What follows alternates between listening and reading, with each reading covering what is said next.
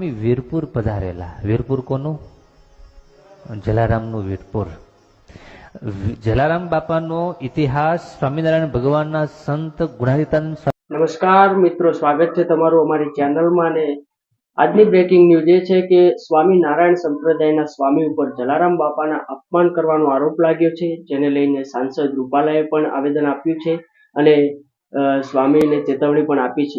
તો આપણે વિડીયો જોઈને જાણીએ કે સ્વામિનારાયણ સંપ્રદાયના સ્વામી જલારામ બાપાનું અપમાન થાય એવું શું બોલ્યા છે, જેની આપણે વિડીયો ક્લિપ છે. એ વિડીયોના માધ્યમથી આપણે જાણીએ કે સ્વામિનારાયણ સંપ્રદાયના સ્વામી જલારામ બાપાના અપમાન વિશે શું બોલ્યા છે. સ્વામી વીરપુર પધારેલા. વીરપુર કોનું? જલારામનું વીરપુર. જલારામ બાપાનો ઇતિહાસ સ્વામિનારાયણ ભગવાનના સંત ગુણાતીતાનંદ સ્વામીને જોડાયેલો છે. જલારામ બાપા જુનાગઢમાં સ્વામિનારાયણ મંદિરમાં ઘણું રહ્યા અને ઘણી સેવા કરી. સ્વામીએ બહુ હેત. સ્વામી ગુણાતીતાનંદજી વીરપુર પધાર્યા. જલારામ ભગતે સમાચાર સાંભળ્યા કે સ્વામી આવ્યા છે, એટલે ખાસ સ્વામીને લેવાને માટે બોલાવવા માટે આવ્યા અને સ્વામી ત્યાં પધાર્યાની જગ્યામાં બેસાડ્યા. સ્વામી બહુ રાજી થયા. જલા ભગતે સ્વામીની પાસે આશીર્વાદ માંગ્યા કે સ્વામી, મારો એકમાત્ર લક્ષ્ય કે ઈચ્છા છે કે અહીંયા કાયમને માટે સદાવ્રત ચાલે અને જે કોઈ આવે એ બધાને અહીંયા પ્રસાદ મળે, ભોજન મળે, એવી મારી ઈચ્છા અને એવો મારો સંકલ્પ છે. ગુણાતીતાનંદ સ્વામી કે બહુ સારું, તો પેલા અમને તો જમાડો. સ્વામી કે અમને તો જમાડો. જલા ભગત બહુ રાજી થઈ ગયા અને બાપાએ સ્વામીને બાટી અને દાળ જમાડ્યા. આપણે કે દાળ બાટી. આપણી દાળ બાટીમાં ને એ દાળ બાટીમાં ફરક. હવે આપણી દાળ બાટી ફેન્સી થઈ ગઈ. એમાં જાત જાતની ડાળું પડે, એનો સરસ વઘાર પડે, બાટી પણ સરસ બિસ્કિટ જેવી બનાવવા માંડ્યા. એ વખતે દાળ બાટી બહુ સામાન્ય ખાણું કહેવાતું. દાળ બાટી સ્વામીને જમાડ્યા.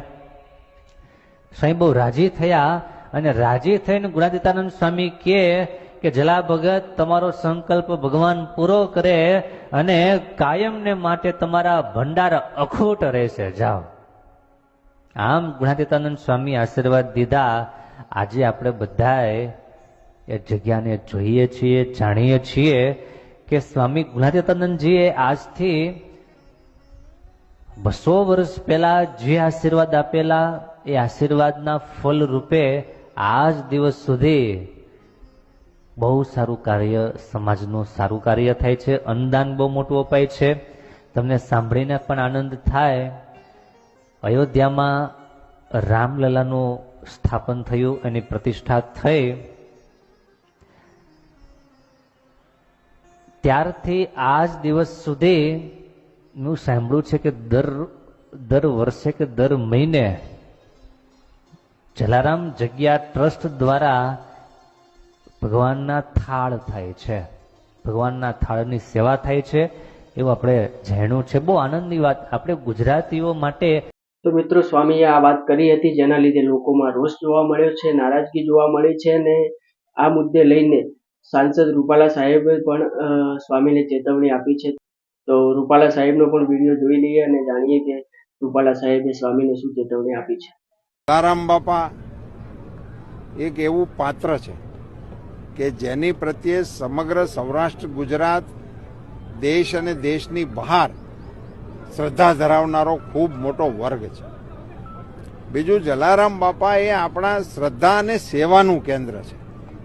જે કેન્દ્રમાં હરિહરનો હાથ 3 ટાઈમ નગારે દાંડી મારીને કરવામાં આવે એવા શ્રદ્ધાના કેન્દ્રોની ઉપર. બીજું, આજે વિશ્વમાં કદાચ ક્યાંય હશે તો મને ખબર નથી, પણ જ્યાં પૈસો ન સ્વીકારવાનું કહેતા હોય, જે અત્યંત દુર્લભ કહેવાય આ સમયની અંદર, જ્યાં માણસોને ઊભા રાખ્યા છે. હું હમણાં દર્શને ગયો હતો તો કોઈ ભૂલથી ત્યાં સિક્કો ખિસ્સામાંથી પોતાની શ્રદ્ધા પ્રમાણે નાખે, પણ એ ન નાખવો એવું કહેવા માટે પગાર આપીને માણસોને રાખે એવી જગ્યાની સામે બોલતા પહેલા અરીસામાં જોવું જોઈએ એ લોકો એમની જે સ્વામીનું નામ છે મને તો ખબર નથી, પણ એની કોઈ હેસિયત નથી કે જલારામ બાપાની વિશે એમણે કોમેન્ટ કરવી જોઈએ.